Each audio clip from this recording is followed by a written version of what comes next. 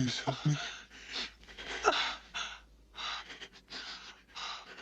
I think this was one of the movies that made me want to be a special makeup effects artist. You know, be someone like Tom Savini or the guys from the K&B effects group. Or like the man responsible for the makeup effects in this great movie, which is The Fly.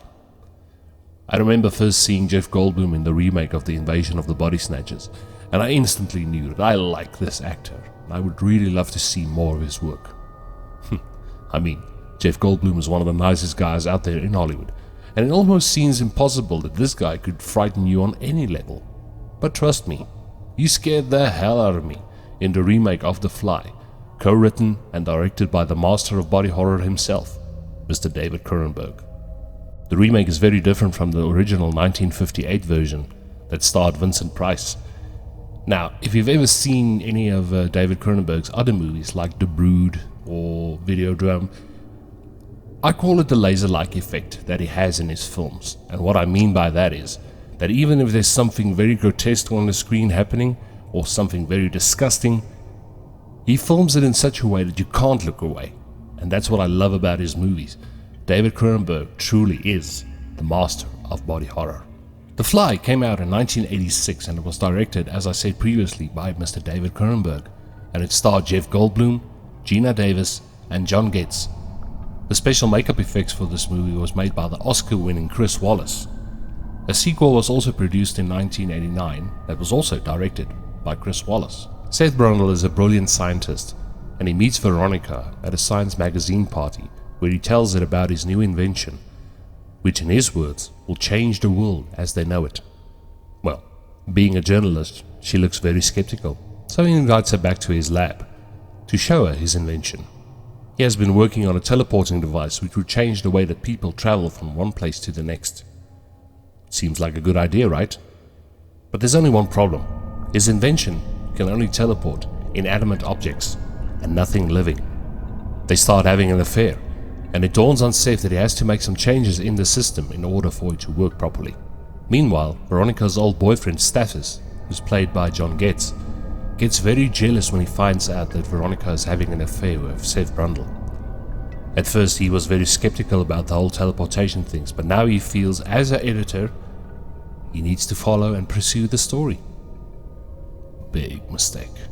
Seth's teleportation of a living being is successful, but he also realizes that Ronnie might be sleeping with Stathis, and then, he makes the mistake. He looks into the bottle and he gets very drunk.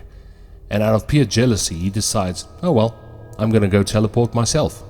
But what he doesn't realize in this first run that he's doing, being a little bit inebriated, there's a fly in the teleport with him. He goes through. At first it seems very successful as he feels like $1,000,000. He looks great, he looks strong, he looks healthy, but Seth does not realize there wasn't supposed to be two different living things in the teleport system. So what basically happened now? Through teleportation, his invention basically became a gene splicer. Seth believed that he's been purified and he feels great.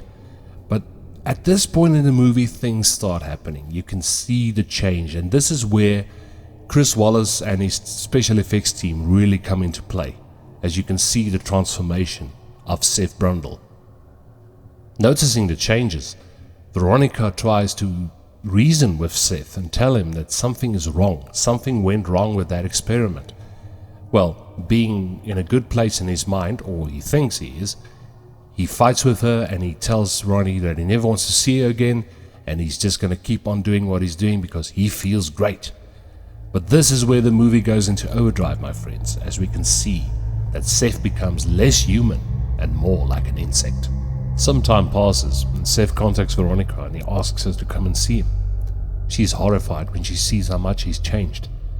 He tells her that he's afraid and he begs with her to help him. Veronica tells Stathis about his condition and he tells Veronica not to go back to him as it might be contagious, but she does. Now at this point, Seth is so far removed from his human nature, he tells Veronica not to come back ever again as he might hurt her. The sad part about this is that Veronica is pregnant with Seth's baby. Veronica decides to have an abortion because she doesn't want a monster growing inside of her.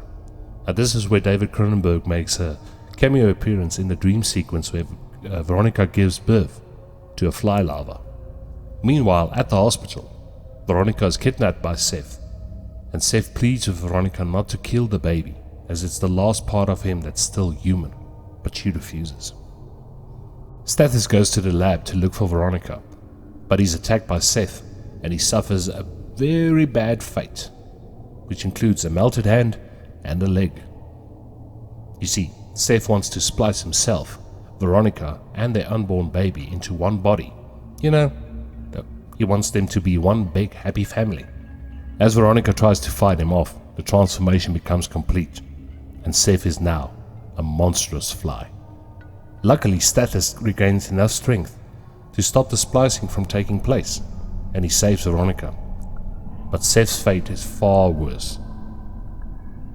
As Ronnie walks up to him, he grabs the shotgun in Veronica's hand and basically begs her to kill him, which after some hesitation, she does. Well, that has been my review of The Fly, my friends.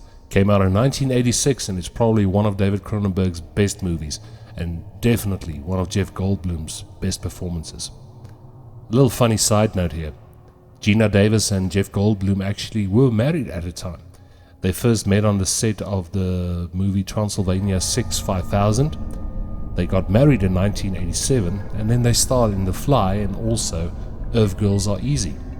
The marriage didn't last long, but just an interesting side note. My friends, this has been the Nightmare Cinema Club. And as I always say, keep well, be safe, and enjoy the fear.